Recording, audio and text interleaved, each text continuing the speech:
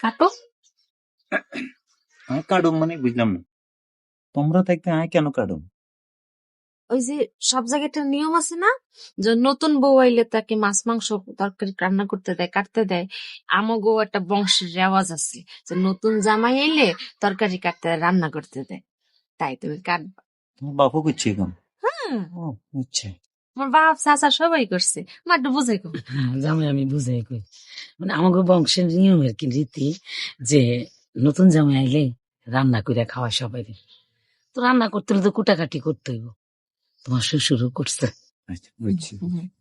ও উপজাতি আছিল না, আমি কি উপজাতি? হ্যাঁ, কি কয় জামাই?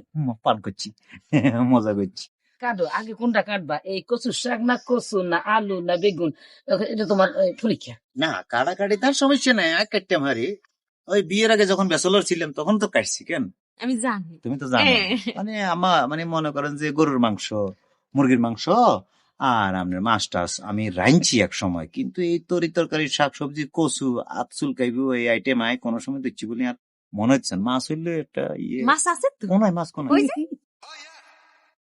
আরে হাগল এটা শুকাই গেছে তো। ওটা তো শুটকি। শুটকি, হ্যাঁ শুটকি, শুটকি দিয়ে বেগুন বেগুন দিয়ে চচ্চড়ি, আলু দিয়ে চরচড়ি। হ্যাঁ।